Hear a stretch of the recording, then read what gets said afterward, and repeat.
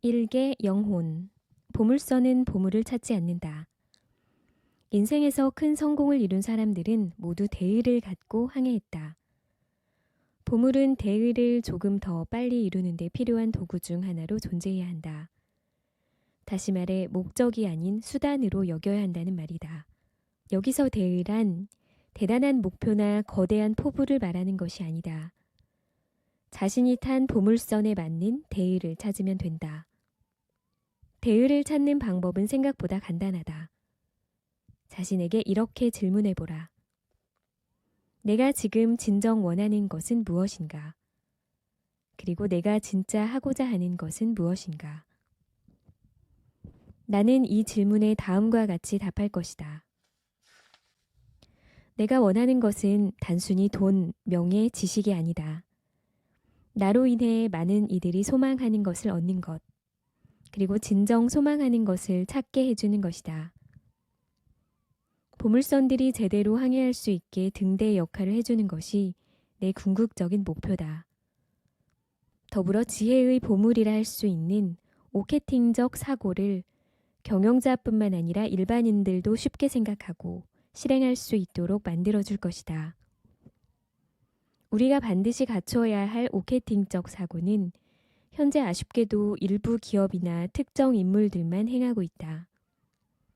하지만 이제 깨어있는 사람들은 모두 의식적으로 오케팅적 사고를 해야 한다. 나는 보물선 항해를 하는 사람들이 눈앞의 보물에만 현혹되지 않길 바란다. 나는 그들이 대의를 찾아내어 결국 그것을 이룰 수 있는 환경을 만들어주려는 대의를 지니고 있다. 보랏빛 소가 온다의 저자 세스 고디는 작은 것을 운영하는 사람이 크게 생각한다면 그 작은 것은 장차 큰 것이 될 것이라고 주장했다. 즉 처음부터 거대한 것이 아니어도 영혼을 다해 큰 것을 만들어 가다 보면 자신도 모르는 사이에 위대해질 수 있다는 것이다. 다사다난한 과정을 거쳐 성공을 이룬 사람 중 90% 정도는 말도 안 되는 대의를 의식적으로든 무의식적으로든 세워두고 있다. 하지만 대부분은 대의를 세웠다고 처음부터 말하지 않는다. 험난한 가시밭길이 펼쳐질 것을 미리 알고 있기 때문이다. 하지만 그들의 행보를 보면 결국 대의로 귀결된다. 아무도 종용하지 않았음에도 대의를 이루게 된다. 큰 대의를 갖고 꿈꾸는 자는 언젠가 반드시 해낸다. 이게 보물. 진귀한 보물 2가지를 찾아라. 우리는 보물만을 추구해서는 안 되지만 보물을 찾아야만 한다. 보물이 없다면 대의를 이룰 수 없기 때문이다. 앞서 보물에도 여러 종류가 있다고 했다. 좋은 보물과 평범한 보물, 나쁜 보물 등 다양하다. 중요한 것은 최소 2가지의 보물을 찾아야 한다는 것이다. 보물은 일개에서 설정한 대의를 뒷받침하는 보물일수록 좋다. 보물들은 대의를 이루기 위한 보물선의 단기 행동 지침이기 때문이다. 반드시 거쳐야 하는 과정이고 모두가 추구해야 하는 목표이다. 즉 보물은 전략, 전술, 관리, 목표와 같은 맥락으로 볼 수 있다. 오케팅 항해에서 올바른 보물을 설정하기 위해서는 다음의 7가지 조건이 필요하다. 첫째, 보물은 대의를 이루기 위한 과정으로 존재해야 한다. 보물이 대의를 넘어서거나 그에 미치지 못하게 설정하는 것은 좋지 않다. 즉, 보물을 너무 크게 설정하면 항해자가 지쳐버릴 것이다. 반대로 보물을 너무 작게 설정하면 보물선의 연료로서 제 역할을 해내지 못할 것이다. 둘째, 자신을 비롯해 모든 항해자에게 이득이 되어야 한다. 보물을 찾는 과정이나 보물을 얻은 이후에 모두가 납득할 만한 이득이 있어야 순탄한 항해를 이어갈 수 있다. 여기서 이득이란 물질적인 것만을 일컫는 것이 아니다. 셋째, 내가 갖고 싶은 것을 모두 갖고 싶게 만들어라. 보물 자체가 모두에게 매력적이고 충분한 가치가 있어야 한다.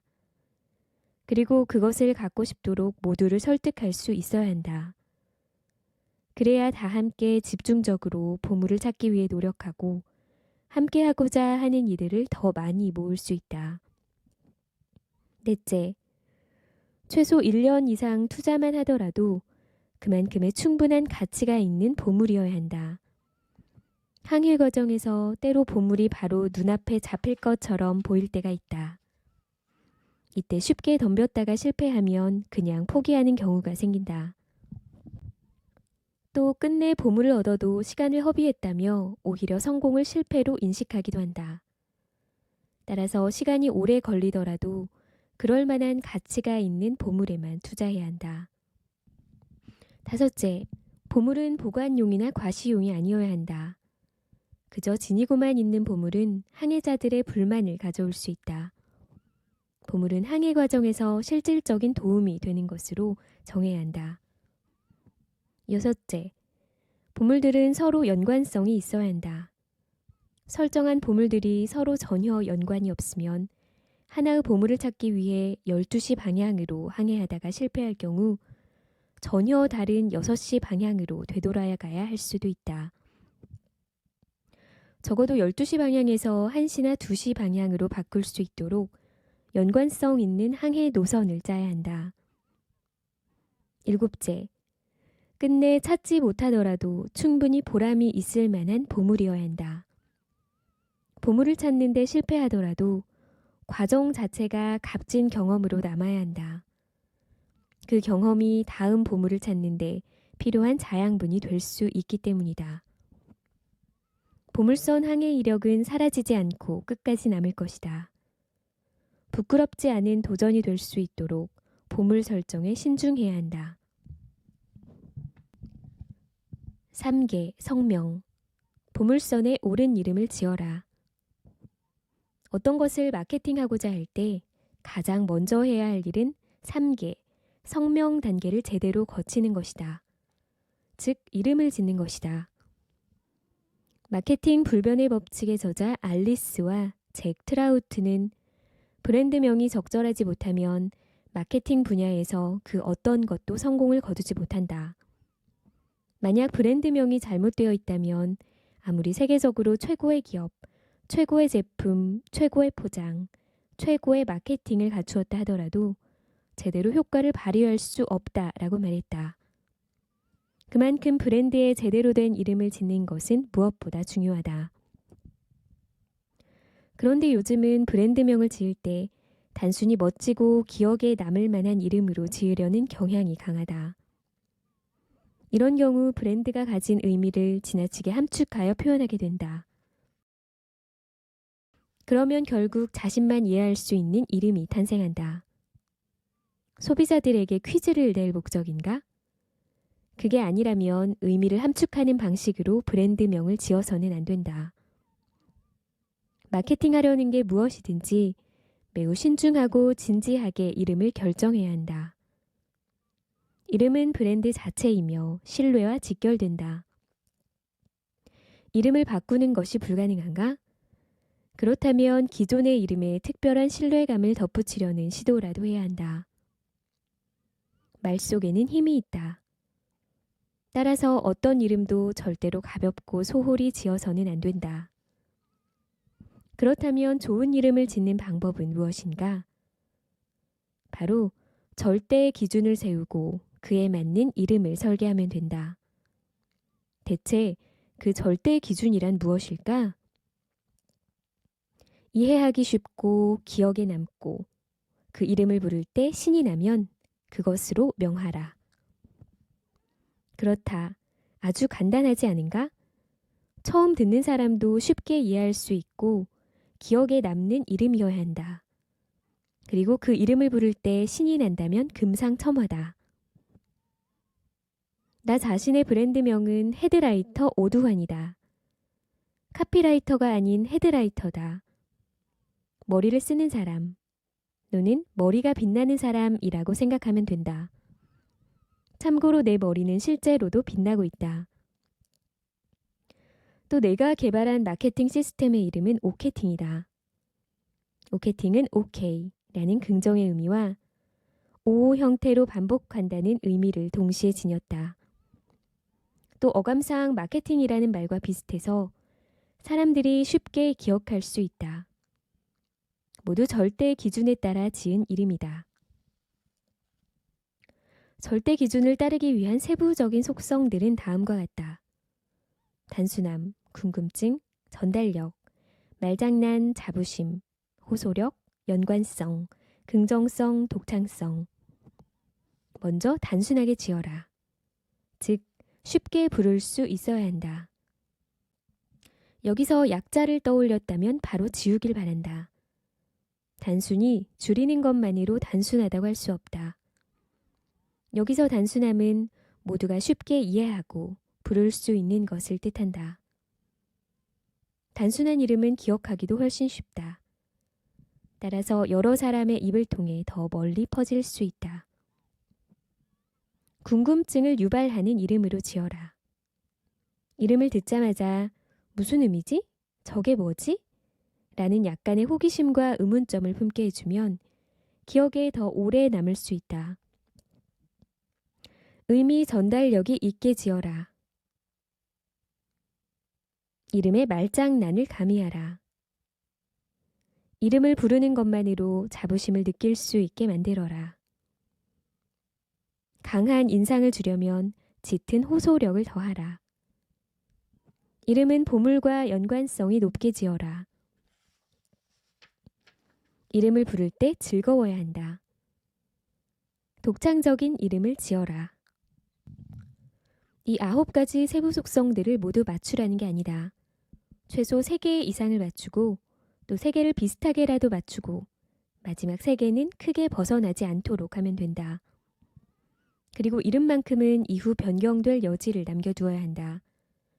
물론 이름을 변경하지 않아도 되도록 처음부터 잘 설계하는 게 가장 좋다.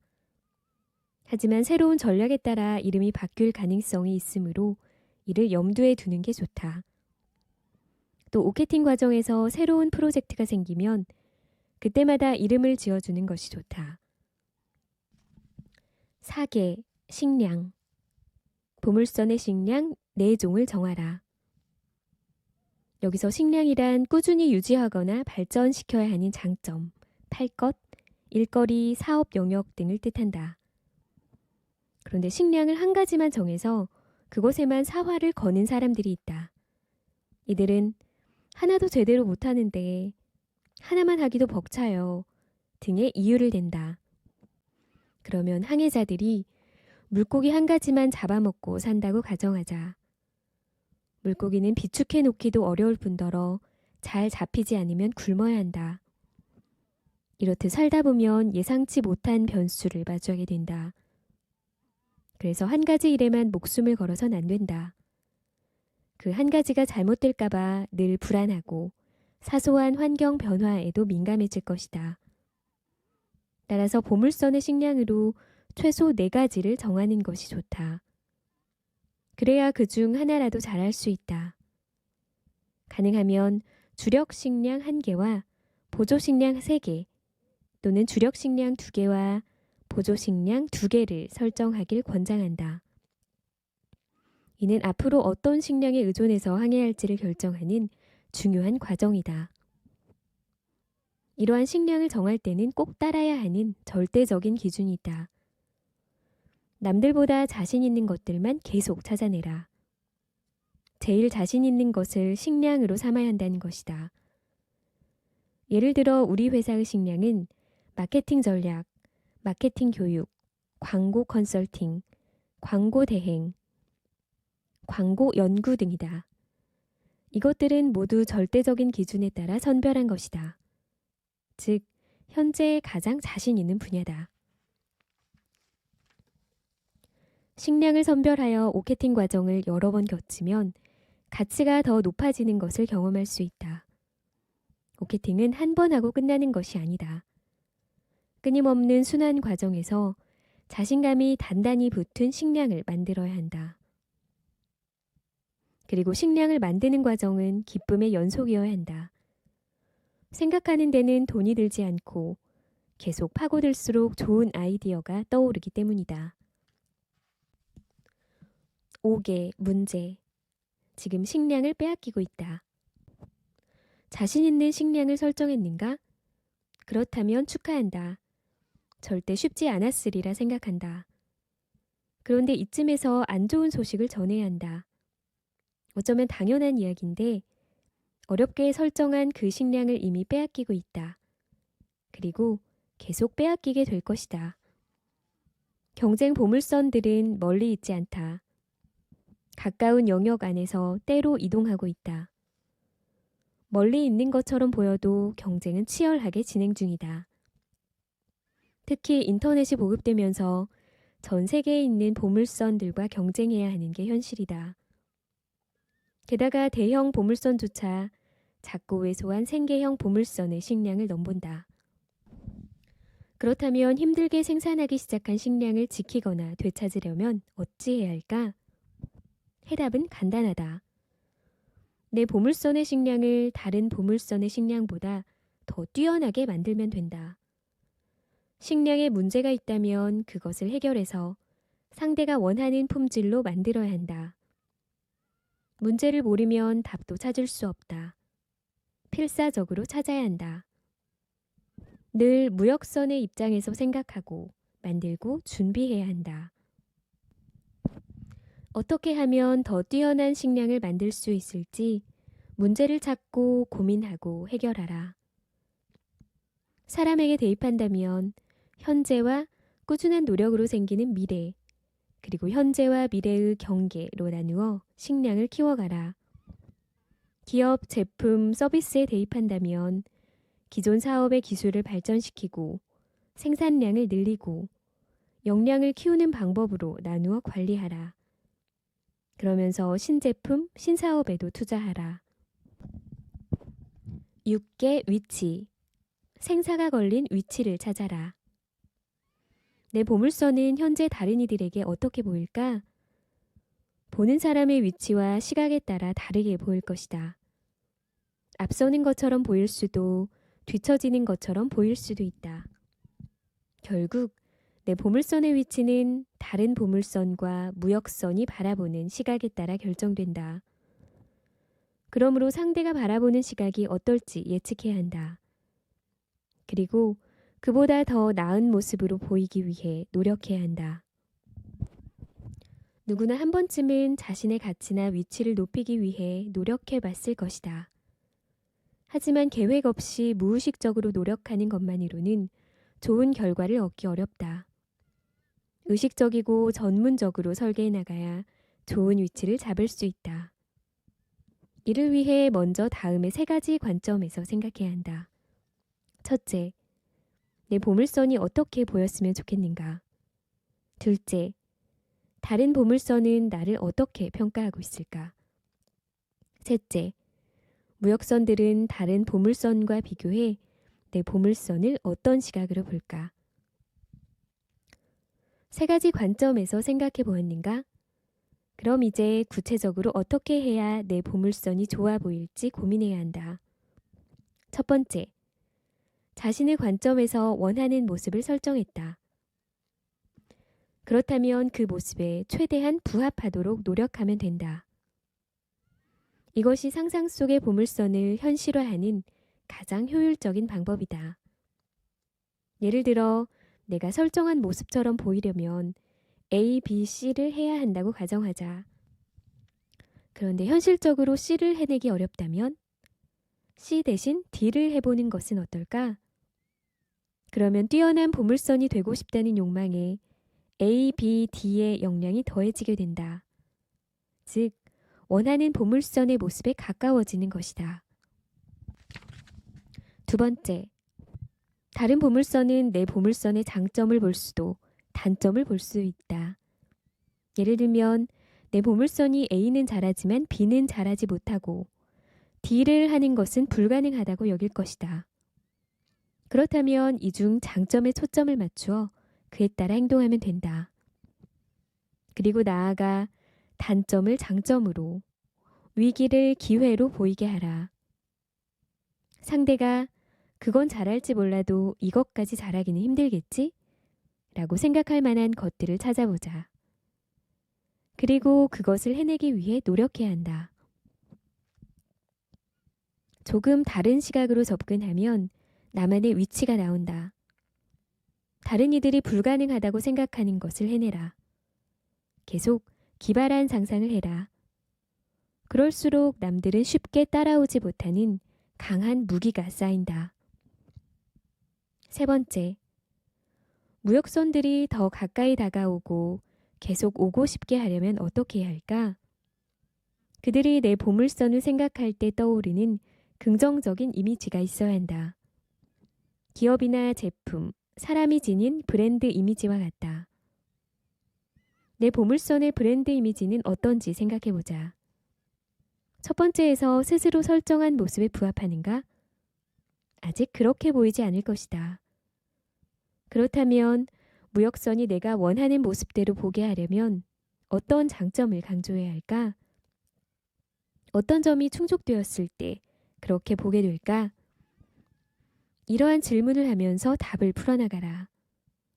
원하는 모습에 가까워질 때까지 반복하는 것이 중요하다.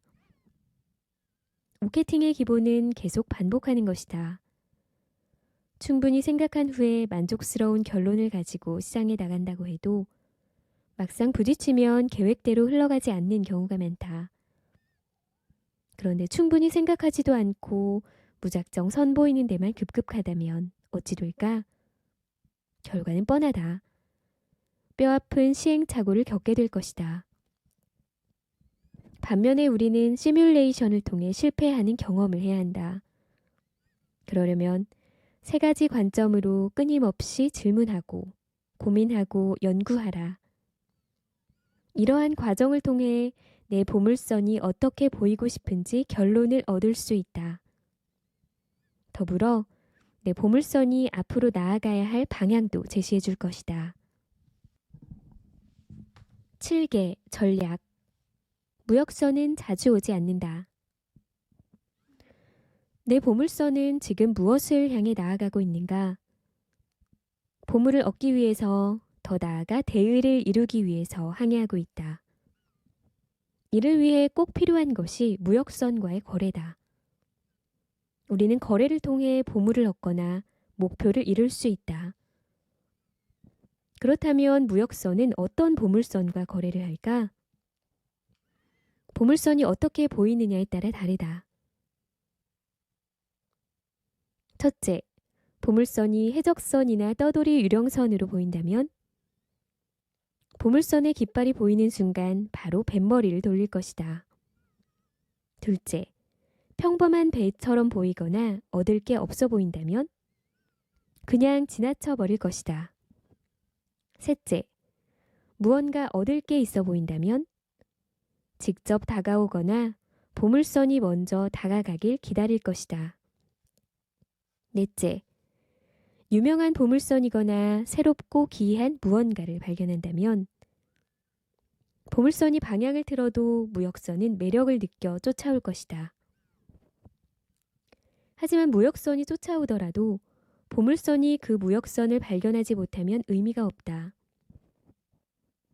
더 좋은 보물선을 발견하고 방향을 바꿀 수도 있기 때문이다. 그러므로 부지런히 주변을 살피는 것이 중요하다. 먼저 무역선을 발견해야 한다. 그리고 무역선이 내 보물선과 거래하게 만들어야 한다. 물론 무역선이 내 보물선을 찾아오게 하는 것이 더 좋다. 그러나 그것은 그동안 좋은 거래를 많이 했거나 보물선이 매우 유명해진 후에야 가능한 일이다. 게다가 그들이 알아서 찾아오는 것에 만족해 가만히 있어도 안 된다.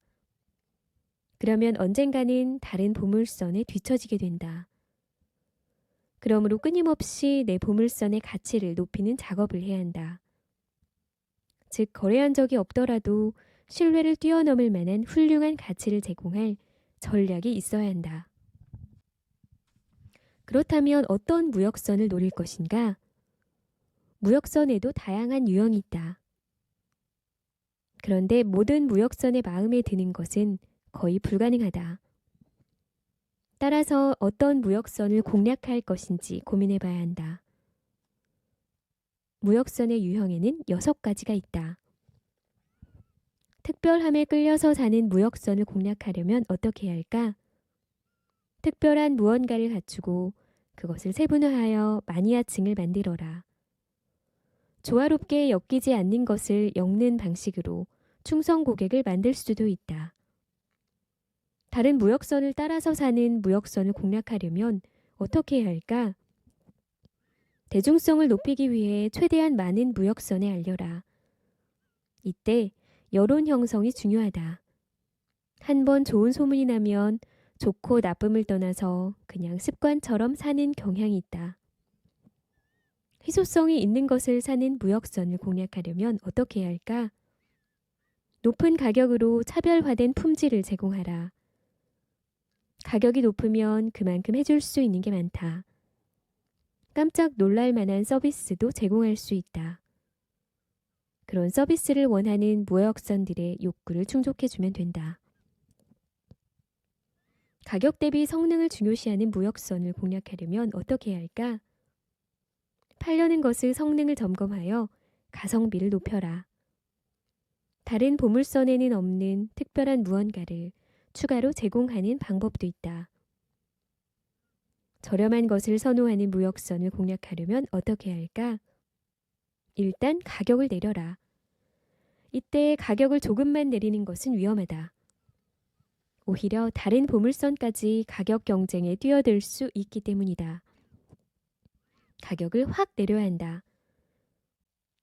하지만 그만큼 많이 팔리지 않으면 수익이 현저히 떨어져 큰 타격을 입을 수 있다.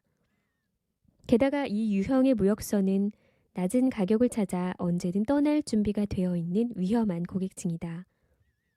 이 때문에 다시 가격을 올리기도 어렵다. 무조건 빨리 사는 게 목적인 무역선을 공략하려면 어떻게 해야 할까? 다른 보물선보다 먼저 만나라. 그리고 무엇이든 준비되어 있어야 한다. 어지간한 제품이나 능력은 모두 갖춘 만능형 보물선이어야 한다. 특출난 것을 가지고 있지는 않지만 무역선이 찾는 거의 모든 것을 가지고 있어야 유리하다. 8개 장벽. 무엇으로 살아남을 것인가? 모든 보물선은 2가지의 노력을 함께 해야 한다. 바로 혁신, 연구, 개발과 지속이다. 혁신하지 못하면 지속할 수 없고 지속하지 못하면 혁신할 수 없다. 걷기에 비유한다면 각각 왼발과 오른발이라고 할 수 있다. 한 발이 먼저 나간다. 그리고 다른 발은 따라간다. 먼저 나간 발이 혁신이고 뒤따라가는 발은 지속이다. 두 발이 유기적으로 움직여야 앞으로 계속 나아갈 수 있다. 그리고 앞선 사람을 추월할 수도 있다. 그런데 작은 보물선일수록 연구개발에 더 투자한다. 반면 큰 보물선일수록 현상 유지에 더 투자하는 경향이 있다. 그러나 작은 보물선이 연구개발에만 투자한다면 원래 가지고 있던 가치를 잃거나 위협받게 된다. 반면 큰 보물선이 현상 유지에만 몰두한다면 다른 보물선에 추월당해 결국 뒤로 밀려나게 된다. 그러므로 보물선은 혁신과 현상 유지를 함께 해야 한다. 방치, 모방, 혁신이라는 3가지 전략에 대해 자세히 알아보자. 먼저 방치 전략을 살펴보자. 경쟁 보물선의 전략 중 내 보물선에 대입해도 아무런 의미가 없다고 생각되는 전략이 있다. 게다가 되려 손해를 끼칠 가능성이 있는 전략이라면 그냥 방치하는 것이 좋다. 하지만 섣부르게 아니다라고 판단하기 전에 내 보물선에 맞는지 시뮬레이션을 해보아야 한다. 예측된 결과에서 얻는 것보다 잃는 게 많다면 무시하는 게 답이다. 만약 이러한 전략을 따라하면 거래하던 무역선에 실망감만 안겨줄 것이다. 따라서 다른 보물선의 전략을 정교하게 판단해야 한다. 다음은 모방 전략이다. 이 전략도 여러 번의 시뮬레이션을 거쳐야 한다. 그 결과 내 보물선에 대입해도 좋다고 판단될 때 쓰면 된다. 나를 추격하는 보물선이 힘들게 만든 전략을 바로 따라한다면 그 보물선의 장점을 내 보물선에 탑재할 수 있다. 아무리 고민해도 전략에 대해 확신이 들지 않을 수도 있다.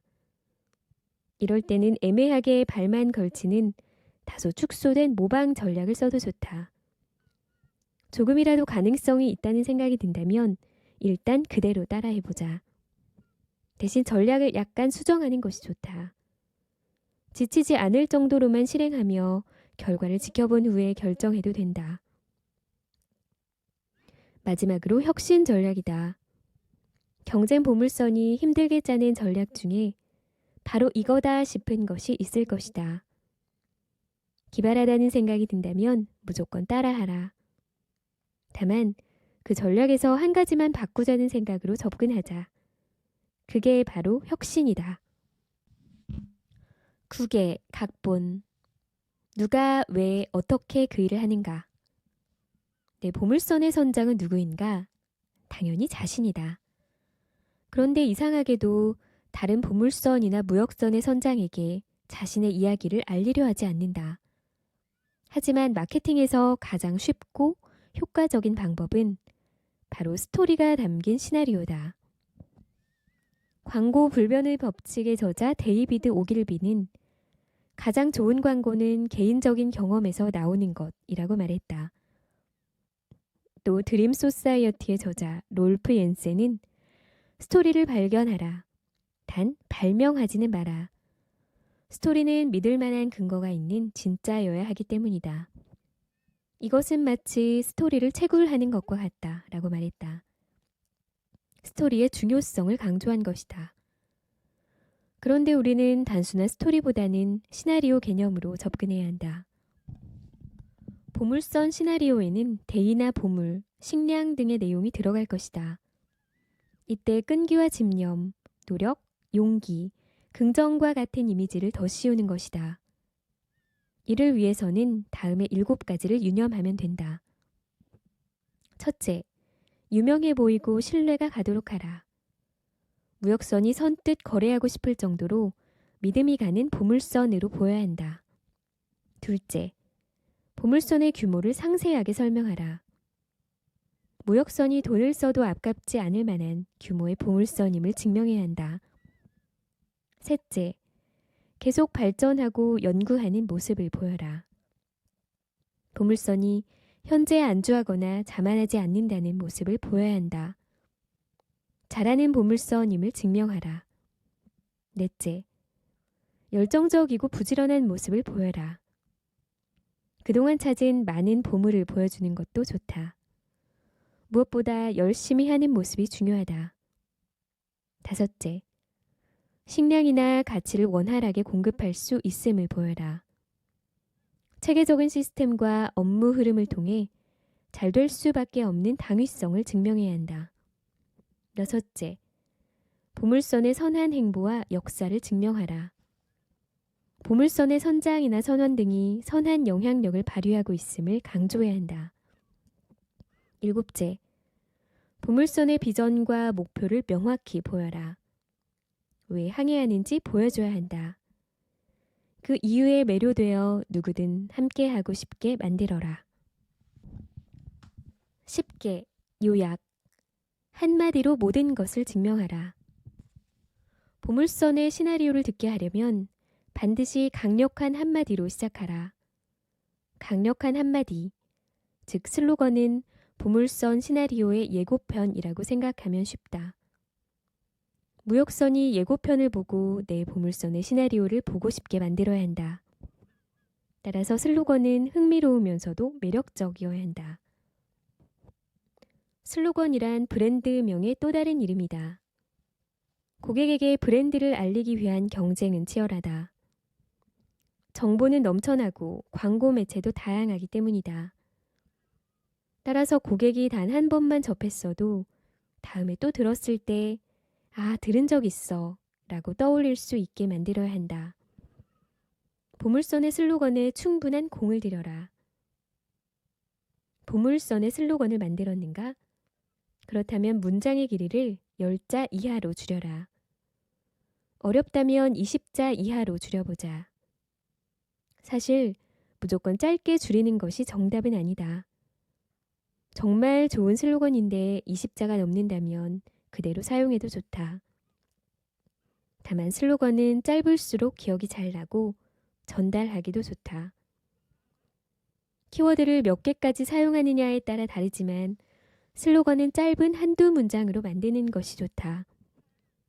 슬로건이 간결하고 매력이 넘칠수록 보물선의 가치를 더 많은 사람에게 더 비싼 값에 팔 수 있다. 슬로건을 짧게 줄이는 데 성공했는가? 그렇다면 이제 슬로건이 다음의 조건에 맞는지 검토할 차례다. 1. 쉬운 단어를 써라. 2. 핵심 내용을 알기 쉽게 하라. 3. 궁금증을 유발하라. 4. 이미지가 떠오르게 하라. 5. 간결하게 만들어라. 6. 명쾌한 문장으로 만들어라. 7. 긍정적 단어를 사용하라. 8. 자부심을 담아라. 9. 감정을 자극하라. 10. 행동을 표현하는 문장으로 만들어라. 11개 소통. 소통은 내 보물선이 지금까지 해온 모든 것들에 대해 확신하는 과정이다. 확신이 없다면 아무것도 해낼 수 없다. 자신은 물론 함께 항해하는 선원, 다른 보물선, 무역선의 확신을 느끼게 해야 한다. 그런데 보물선이 팔려는 것에 대한 확신이 없다면 어떻게 될까? 하수 무역선과의 거래에서는 큰 문제가 없을 것이다. 고수와 하수의 중간 정도인 무역선과도 처음 몇 번은 괜찮을 수 있다. 그러나 끝은 좋지 않을 것이다. 그리고 고수 무역선은 진실을 알아채고 아무것도 사지 않을 것이다. 하지만 보물선이 대의와 보물을 위해 꼭 거래해야 하는 무역선은 당연히 고수 무역선이다. 따라서 하수나 중수 무역선과 몇 번 거래했다고 섣불리 판단하거나 자만하면 절대 안 된다. 무역선과의 거래에서 가장 기본은 신의다. 만약 무역선과의 신의가 깨지면 그 책임은 전적으로 선장의 몫이다. 그동안 해온 노력의 몇 배 이상으로 반성과 사죄를 해야 그나마 용서받을 수 있다. 따라서 보물선은 무역선의 확실한 믿음에 대한 확실한 가치, 즉 팔고자 하는 좋은 것을 제공해야 한다. 그러려면 무역선과 거래하기 전에 다음의 과정을 철저히 거쳐야 한다. 팔려는 것에 대해 자신, 내부 선원, 외부 이미지, 약속 이행 가능성에 4가지의 관점으로 점검하는 것이다. 이 과정은 매우 중요하며 점검 방법은 다음과 같다. 가능한 순서대로 하라. 첫째, 선장으로서 스스로 완벽히 준비되었는지 검토하라. 선장은 항해 과정에서 스스로 다짐한 것이 있을 것이다. 그것을 지키기 위해 의지와 투지를 불태우며 나아가라. 그러면 보물선이 암초나 풍파에 휘말리더라도 강인하게 헤치고 나아갈 수 있다. 또 보물선의 항해를 지켜보는 선원이나 다른 보물선, 무역선으로부터 긍정적인 평가를 받을 수 있다. 항해에 필요한 선장의 리더십이 저절로 생기는 것이다. 스스로 다짐한 것을 지킬 수 있다는 확신을 찼을 때만 당당하게 나아갈 수 있다. 될까? 안 될까? 한번 해볼까? 라는 생각이 드는가? 그렇다면 진지하게 원점에서 다시 오케팅하길 바란다. 그렇게 수십 번 오케팅한 보물선은 확고한 의지와 확신으로 나아갈 것이다. 둘째, 함께 항해하는 내부 선원에게 알려라. 내부 선원은 함께 일하는 동료, 선후배, 친구, 부모님 등이라 할 수 있다. 대의나 보물을 위해 한 배를 탄 사람들이라고 생각하면 된다. 그런데 그들이 어떤 생각을 하든 전혀 신경 쓰지 않고 방치하면 어떻게 될까? 각자 개인적인 시각에서 벗어나기 어렵다. 그리고 이는 함께 항해하는 데 큰 방해가 될 것이다. 앞으로 나아가기 위해서는 선원들도 오케팅에 참여해야 한다. 마케팅에서 소통과 수용 없이는 뭉치거나 나아갈 수 없다. 그들의 조언이나 건의를 받아라. 서로 좋은 점을 꼽고 더 지원할 수 있는 것을 찾아봐야 한다. 그리고 이 모든 것들이 잘 이루어졌을 때의 결과를 함께 예측하는 과정이 필요하다. 셋째, 외부에 보이고자 하는 이미지를 예측하고 결정하고 공유하라. 이 시점에서 선장인 자신과 내부 선원들의 모습, 보물선의 외형을 바라보자. 이때 보이는 모습이 내 보물선의 최종 이미지다. 그리고 외부에서 보기를 바라는 보물선의 이미지가 무엇인지 생각해보자. 그러면 현재 보이는 모습에서 마음에 안 드는 부분이 보일 것이다. 그 결과 보물선이 의도한 이미지와 다르게 나타난다면 전략을 일부 수정하는 것도 필요하다. 원하는 이미지로 바꾸려면 어떻게 해야 할지 앞으로 돌아가서 다시 검토하길 바란다. 넷째, 약속을 이행할 수 있는지 최종적으로 점검하라. 선장과 내부 선원들이 철저한 단결로 무장했다. 그리고 외부에 보일 예상 이미지도 완벽하게 준비했다. 이제 지금까지 만든 대의와 보물, 식량 등에 대한 약속을 지킬 수 있을지 검토하라. 예측 가능한 모든 변수까지 고려해야 한다. 그리고 최종적으로 가능성이 있다고 판단된다면 이제 준비는 거의 끝났다. 내실을 다져라. 스스로 굳게 믿고 주변도 굳게 믿도록 만들어라. 굳건히 함께 노를 저어야 항해에 성공할 수 있다.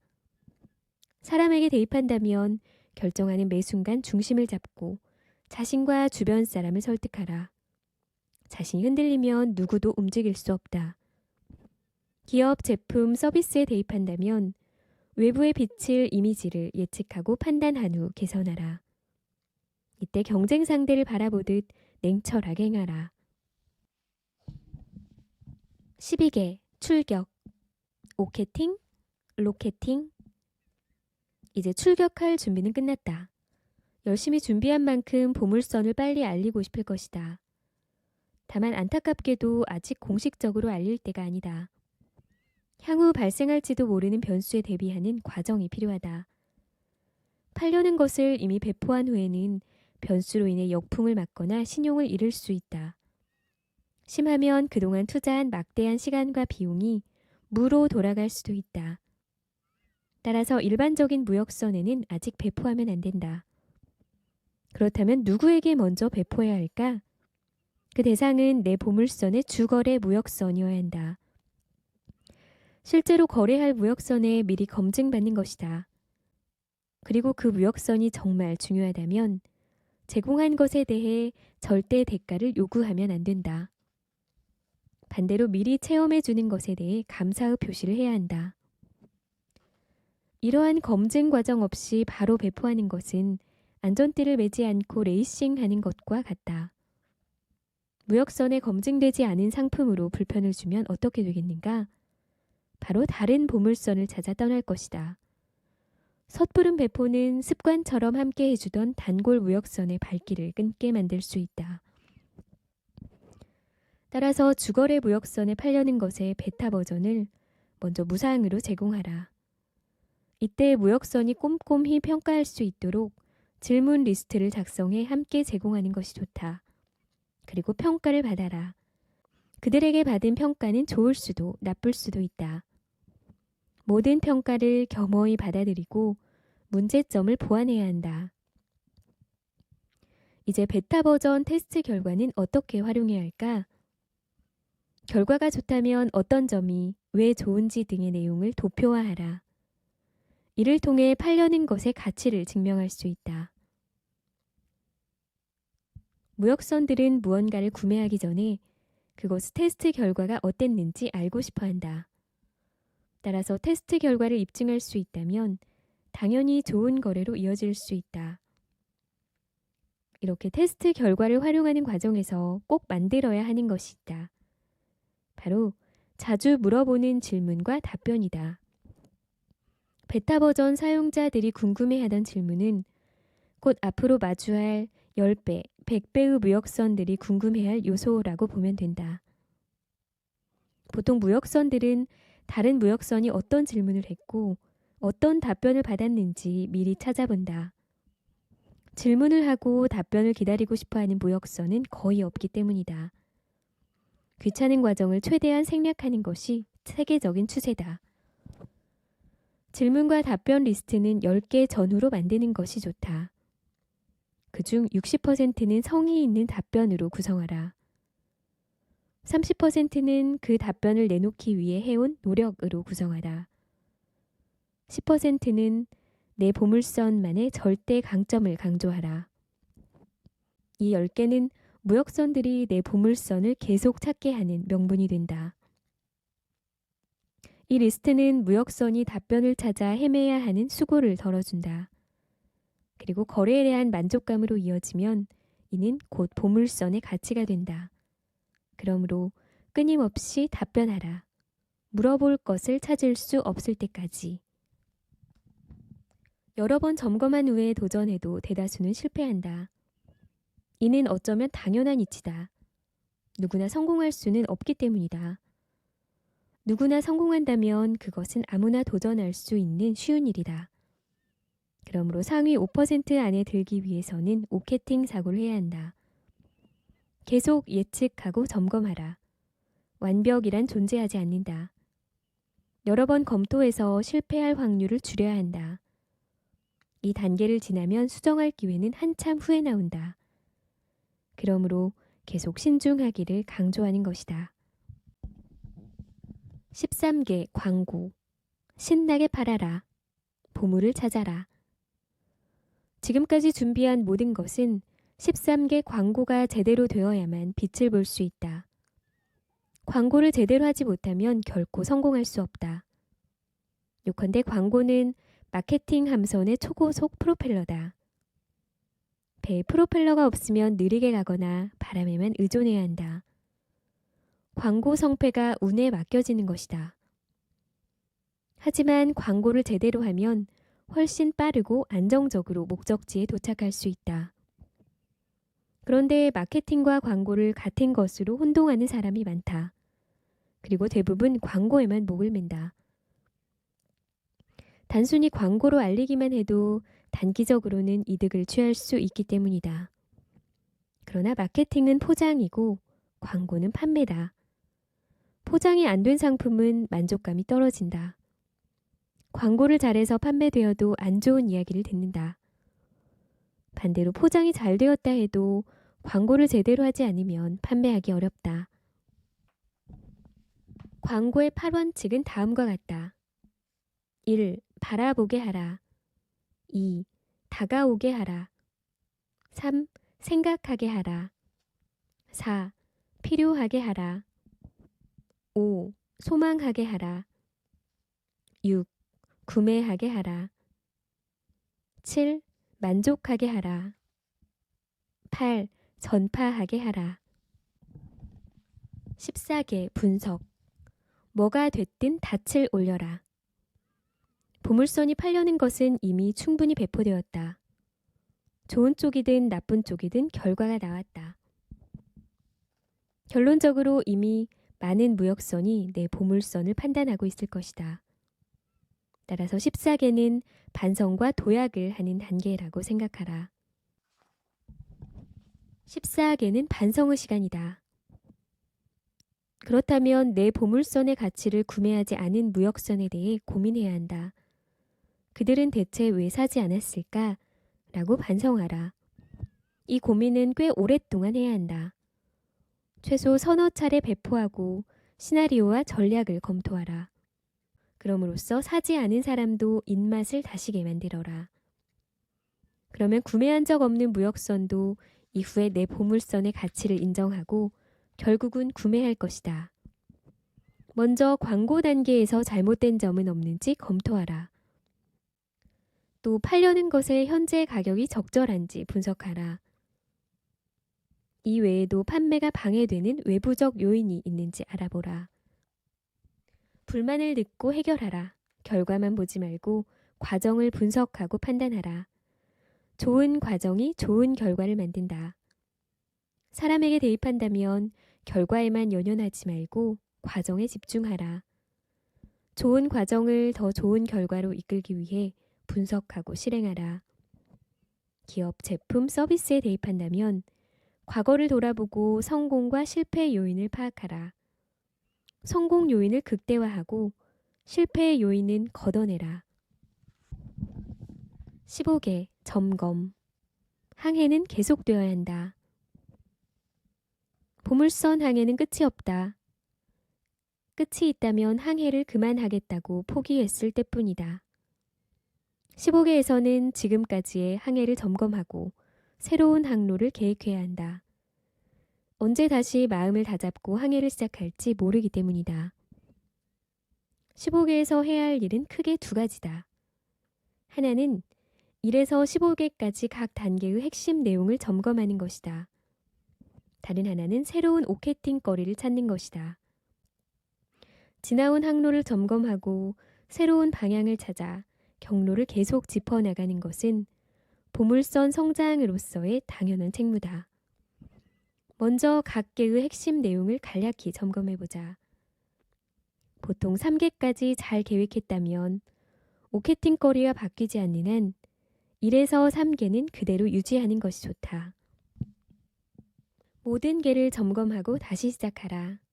엄청난 재능을 가지고 있어도 점검하고 반복하는 습관이 없다면 실패한다. 사람에게 대입한다면 작은 성공에 안주하지 마라. 작은 실패에 낙심하지 마라.